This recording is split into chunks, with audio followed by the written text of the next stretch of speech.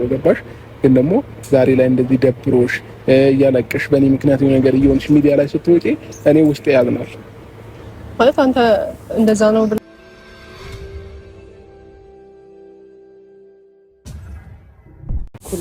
በእርግጠኝነት ይዟትም የመጣው ለእያንዳንዱ ሰው መልስ ለመመለስና ከእሷ ጋር ያለው ነገር ለመቋጨት ነው ብዬ ነበረ ማለት ነው። እና ደስ የሚል ነገር ነው በነገራችን ላይ። ምክንያቱም ደስ የሚል ህይወት ለመኖር ህይወቱን እንዲረበሽ ስላልፈለገ ነው ይሄን ነገር ያደረገው።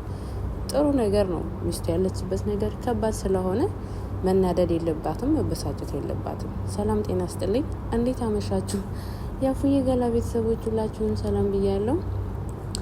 አብርሽ ሰሞኑ ሁላችንም አናዶን ነበረ፣ ግን ዛሬ በሰራው ቪዲዮ እንደ እውነቱ ነፂ ጋር በመለሰው ምላሽም በሰሩት ቪዲዮ ጥሩ ነገር ነው። በቃ አስረግጦን የነገራት ከዚህ በኋላ ደግሞ ተስፋ መቁረጥ ያለ መቁረጥ የእሷ መብት ነው። መጎዳት የምትፈልግ ከሆነ ያለ መጎዳትም የራሷ ነገር ነውና ምክንያቱም የራሱ ህይወት እንደጀመረ ሌላ ህይወት ውስጥ እንደገባ ኢቭን ምንድን ያለ ስትመጣ አታቀኝም። እሷ የምታቀኝ ድሮ ያለውበትን አብርሽን እንጂ ይሄኛውን አብርሽ አይደለም ሲል ነበርና በጣም ተቀይሮባት፣ ግን በጣም ቆንጆ ነች። ባይዘወይዝ እናንተ የካሜራ ግን ረረ ውበት ይደፋ የለ እንዴ! እና በቃ በጣም መንገድ ላይ ስለሆንኩ የመኪና ድምፅ ኃይለኛ ነውና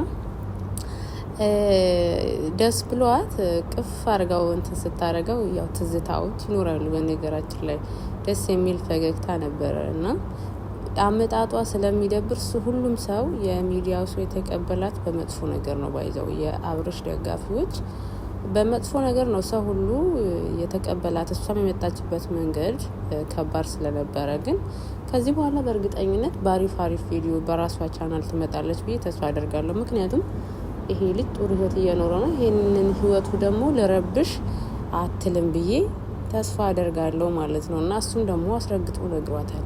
ከዚህ በኋላ አብረን መሆን አንችልም፣ ምክንያቱም የራሴን ህይወት ጀምሬያለሁ፣ አሪፍ ህይወት እየኖርኩ ነው፣ ፋሚሊ ያለኝ ቤተሰብ እየመራሁ ያለው ልጅ ነኝ ነው ብሎ ነው የነገራት። እና ከዚህ በላይ ደግሞ ምንም አይነት መልስ ሊሆን የሚችል ነገር ምንም ነገር የለም ማለት ነውና አንዳንዴ ያው የምናፈቅረውን ሰው ተለያይተን ስንጨርስ ጠዋት የምናልኩት ከሌላ ሰው ጋር ሆኖ ማየት በጣም ከባድ ነው። ባይዘው እኔ እንዴት እንደሆነ አላውቅም። የኛ አብዛኛው የሴቶች አስተሳሰብ የተውነው ነገር ሰው ሲያነሳብን አንወድም። ለምንድን ነው? በነገራችን ላይ ወንዶቹም ላይ ይበዛል፣ ግን ወንድ ልጅ ከተወ ነው፣ ቼክ አያደርግም። በነገራችን ላይ ሴት ልጅ ናት ብዙ ጊዜ ትኩረት የምታደርገውና ላይፏን የምትረብሸው ማለት ነውና ኤኒሃው ያው እሷ ምንድነው ስጠብቅ ነበረ ተመጣለ ብዬ ዩኒቨርሲቲ ትምህርት ላይ ስለነበርኩ እንደዛ አይነት ነገሮች ነበረ። ግን ሙሉ ቪዲዮ ያው እንትን አለ። ዋና መወራት ያለባቸው ነገሮች ነው ለሚዲያው ሰው የሰጡት እንጂ ዲቴይልም ያወሩት ነገር የለም። እንደውነቱ ተገናኙ፣ ሰላም ተባባሉ፣ ህይወት እንደጀመረና ያለበትን ነገር ነው በዝርዝር የነገራት እንጂ እንዴት ተለያዩ፣ እንዴት ሌላ ህይወት ውስጥ ገባ፣ እኔ ትምህርት ላይ ነበርኩኝ እሷ ባወራችው ልክ አብርሽ መለሰላ።